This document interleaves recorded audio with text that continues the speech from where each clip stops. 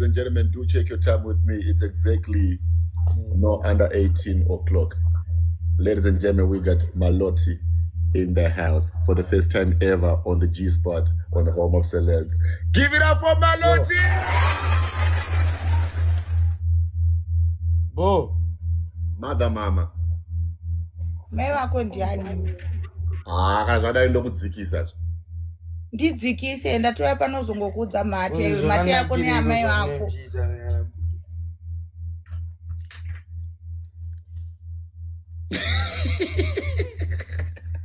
Rita say foot name. Kana ndiwo. Boy, I want Numbino needs though. Let's be real. No. I understand Asha Zagi. Honestly, I see Mosha. Munhu wane Asha ona. Munhu kuti vanhu vakaya pa platform panapa and then they say bad things about her. You get what I mean? And vakataura pa platform yangu. So pakutuka wene. Yeah, people do talk a lot of shit, honestly. People talk a lot of shit. Blame a lot. Yeah. I see Mosha a lot. Malotti, you're a babe. Nondiwa panusha. No, honestly, guys, there is no need to muningrini. Mood like this is what I right now. Honestly, from the deep of my heart, I forgive her. My bad. I forgive because muno kuti akatukirwa on this platform. Vanhu vakataura zvavanotaura on this platform. So anditombomublame.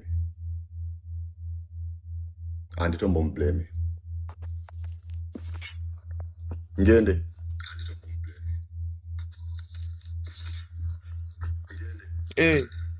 Wabi.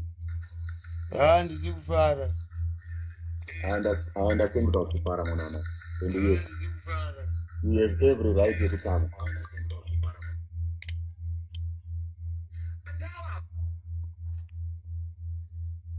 You have every right yekutama. Hapana andikwanisa na kutombozijana ipapo because zvese zvakatika pana pawaize. So you have every right yekutama. Anomupuka zvekuti ndakabatikana mabani sikufara. Ngazvimba. Awa ndinozvinzwisisa mwana. Ndinozvinzwisisa but I think kuti chokwadi chakanyanya. Anachitanga usatopinda pa live. Yeah, because chokwadi chakanyanya I think chakabuda pani ngirikini. Pako yakazoitwa na madam wako anditika. Because ngwere yakaratidza kuti yanga isina chokwadi pane zvinhu zvayakataura. Yanga yakuvhika. Because dai changa chiri chokwadi anoshoti yaingoita sei? Topenga izi. Unzwe gudo inzwa. Munhu yoyo akayakwana ino kahwani izi. Kuti iye ngwere na ino izi. Avatowirirana izi. Saka sei vachiwirirana panapa? Inini Malotti anambobvira.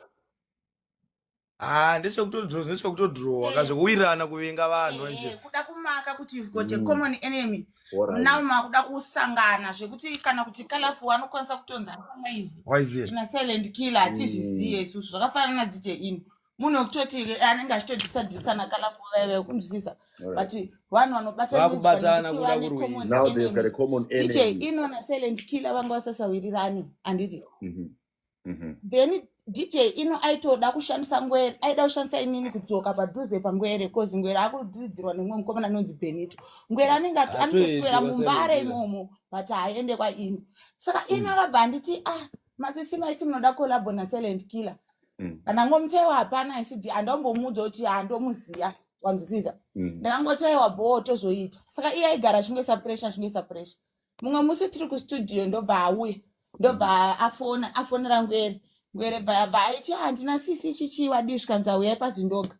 Vataenda nemota yangu pazindoga pepe. Vatasvika. Inobva afona silent killer ndodaira phone. Vatadzokera mbari. Inini vatapedza urekodha. Takuenda kumba ini naulengende. Ngwere yakabva yanofona. Zvikanzi pamafona ndandatila chichinda ndarara. Kwatokuma 5 am. Ndakuya ikoko inini. Kunzvisa. Yeah. Abva auya neIndrive kuzoita collab neni for free. Wakata somnengwere. Ndobva asvika. atina kuzoimba tese because akasvika ndane hope. And inini I feel like I'm still small in the music industry. Zvokuti ndinganzi ndinoimba na Silent Killer. It was just one of my plans in the future. Because singe ipapo ndandane 3 months ndotanga kuimba. I think I had 3 songs.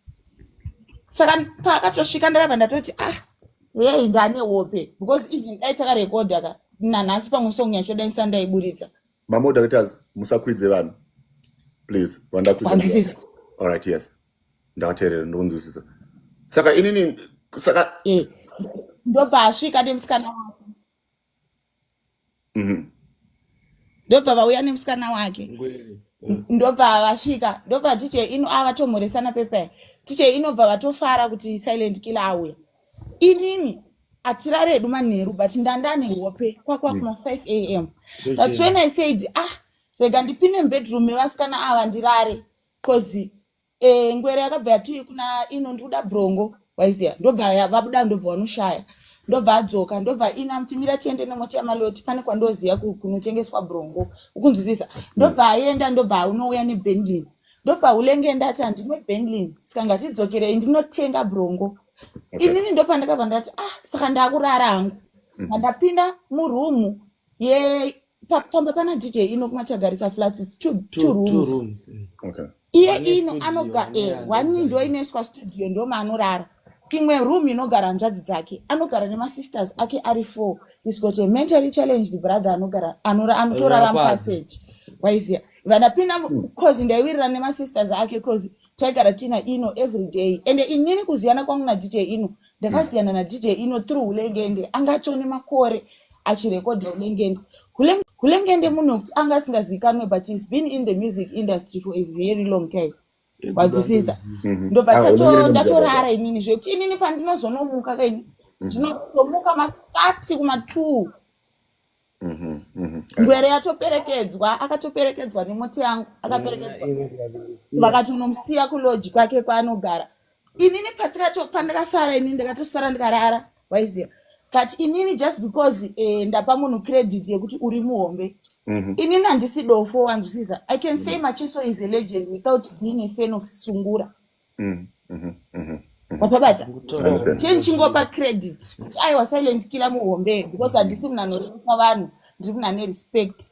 I had respect for him for whatever in the zvinhu zvake zvanenge achiita in the music industry ritori legend wanzwisisa. So maybe he expected kuti nini ndichakorerwa kana kuti akabhoyekana nekuti handina kuda kuimba naye but iye daida kuimba neniwo futi aingotaura kuti hapana masisi ndatiyotite ngoma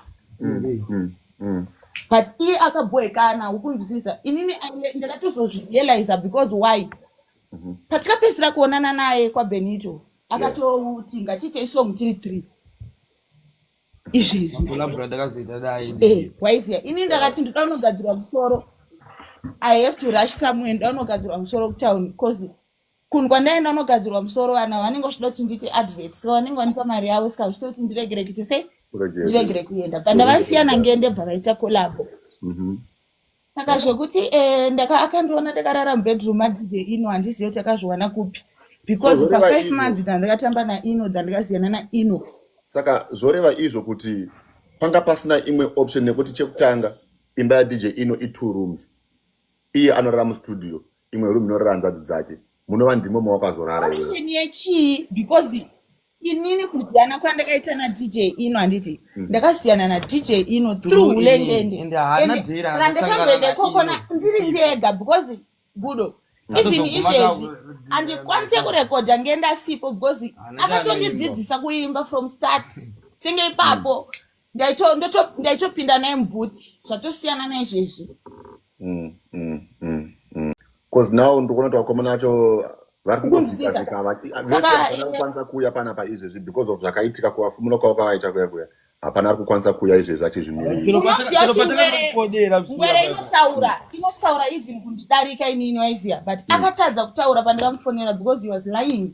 Inini like pandakazotanga muti iwo unoabhusa musikana wako akadii kuzviramba because inini nechitaura chokwadi saka handizomisweka waiziya. Kana iye ari ngwere zvesure and he stands for the truth aifanira kungotaura kuti mati yako hurewe ndakakona ukararamba mana Ino mufakati wakati kunzwere because ndo matauriro ake but aitotonga asiriye ari kutaura akatanga kutoramba achindifonera achiti sorry apedza kudaro akatanga kufonerana nangenda achisenda mameseji nanhasi nezuro tikamuona kuchinhoyo akawanda uko mamuri pasemushoka nezuro andi hello ukozi munhu ari kunyara because ainyeba ndobva atsvedza tati tese kujongwe nezuro akatadza kutonana nesu kozi munhu wekuti akutonyara akutotiza mameseji but achitokwanisa kuona nesu kozi ngwero yamunhu wekuti haana chinhu chanotadza kutaura waiziya but akada kufadza mahura aya indakafila sekuti mamwe mukoma wakakorerwa ndinakalavhu ndopona kuti vanhu vachitokorerwa waiziya ameno waiziya kozi hazvimeke sensi nekutaura kwaanezenge akuda kuita chiro pakoya iya waiziya I feel like pakondo pakabuda zvese kuti angwere inenge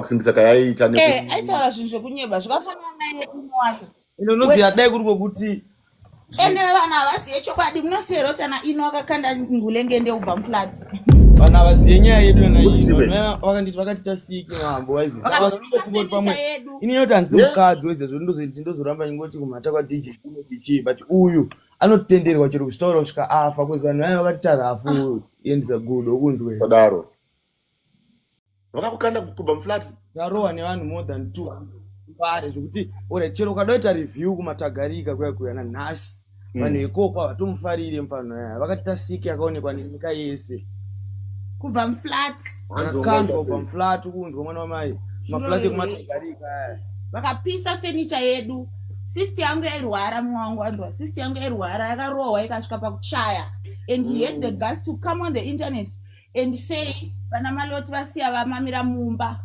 wanzwa vakapisa furniture yedu. That furniture was new.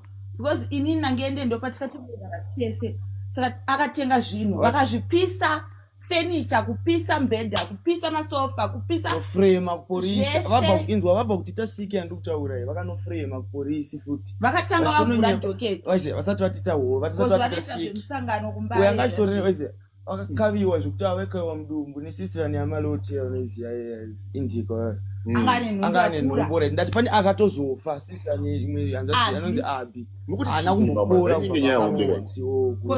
akatosike kuti ukaenda kumatagarika waiziya angabva mukuitika accident mba anorohwa futi akatofa munhu waiziya but vanhu havaziye zvinhu zviri behind zvekuti vanotoona sekuti uyu anopenga paya pana achiti kumata vatieino but ini handivhunduki inyo ndiri munhu wemurume waizi handizoite mafilinje kuti ndingangofamba ndichitseke unongoziva kuti mwari ane simba akasimuka akatiza vakazviona kuti asimuka vakamutera futi kamhanyiswa nevanhu 5 miriyoni toponeswa nemudhara anotoronzwa kumatagarika akamugwanisa mutakishop yake but ngende ndomuri wokubvunza yange iri nyaya yei yakati atova zvekudaro kurwadziwa waiziya because kuona vanhu ava vakatanga kufila unge pamwari because mazuva iwo kwaiuya madhiri ekuti unenge ndeuimbi kwakati pana $100 ukunzwa gudo but isusu nemari ipapo taitotengesa mari yataitorarama nayo mari yemafuta atotengesa aya malotiroza aya waiziya saka ini ndaizomurambira kuenda kumashow aya kozi mari dzandinji pakunge tichirarama waiziya situ dzaitokwana raundi redu zvokuti chero naiye taitongorarama same waiziya zvokuti hapana waiziya saka ndaizoramba kuenda kunoimbira mari idzodzo kuti ngatimboshandei waiziya tikashanda tozoburitsirwa mari dzinoita se dzinotenga kozi apa tikatanga kubuda tinoimbira $100 kuzotanga kuchinjira munhu yeye kumuti ndikuda 500 zvinonetsa saka ngatimborovei chi uye munhu wekuti anoshanda kubasa kwaanoridza so dj kwaanoenda weekend anotambira 100 saka iye ndofila zoti akaona sekuti ndiri kumudadire kuti imari yakawanda iriwo kwaari waiziya unoziya kuudza kuchokwadi hakusi kuexagereta iwawo yendisa mugudo uri mugeto yuti kana nchiti ndakarohwa ne5 million ndikureva kuti ndakarohwa aiwa zvingoreva kuti vanhu vakawandisa ndokutonzwisisa zvakutaura tikarohwa nevanhu vakawanda chero kuendwa kumbare nanhasi about me and my boyfriend kwanzwisisa tiri vanhu vasingahadhire life but the Lord is always protecting us and that rubs people in the wrong way zvavanoona sema-opportunities isusu titikangotepfura takachila tichitoona unge pasina iripo vanoona unge hatideserve because tiri mboko tinodhakwa tinoita sei, and the people are also jealous of the love that we have. I'm not talking about my relationship with my boyfriend. I'm talking about the structure of family yedu when we took him to our homes. Hakuna muna anoziya life yedu darika ino, but muna anenge achimaka, anenge achirwadziwa. Instead of getting inspired, vanotanga umaka nanambwa wewe. Kana uchida kuona kuti we rub people in the wrong way. Silent Killer Oya is a legend in the music industry. Shokusvika palevel rekuti anorwadziwa nongende zvekutanga kutaura zvinyaya munhu watechitopa respect ngaaanozoaanenge achimaka waiziya gudo onyebe vanhu vanenge vachimaka because taniverwe vakadrena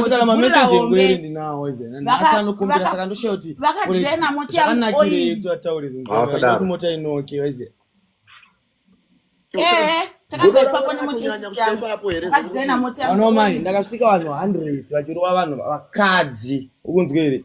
Ini ndichisvika ndida kunzwisiwo kuti chii chikuitika ndichitopinda mucrossfire mwana wamai takaitwa siki yekuti ure tingorova vanhu vari vakatosimba ndototi vanhu vakatosimba vanhu vaino vaikurova vanonzana aiwa ngende ndoda kutenda nemukana wawandipa wekuya panapa uchitaura side rako, and the good thing is iwewe nadzimai vako muri kunzwanana, and call yaya yakaitwa namalo yakarekodha yakaprova zvese. Kune munhu akaenda kuchikoro anokwanisa kutonzwa kuti no uyu munhu ainyepa. You get what I mean? Because daita chokwadi aingotaura kuti kako kunyeba here waiziya, because angatogara waiziya. So honestly I really understand where you guys are coming from. Nyaya yenyu ndainzwa malo maimini kuregerereo ndakabhaiza pakusiya kutaura mundiregerere. Sunungukai kuya panapa anytime kana paine ngoma rinyowani munongouya guys, tinopusha maworks maiziya maworks aiwa ipapa bosha waiziyana ino aiwa isusu vatingaborwisani navo zvekutanzi tavasungisa unoziya takanetsana kudhara iwe ndonyaya dzavachirongofunga gudo isatomuvuona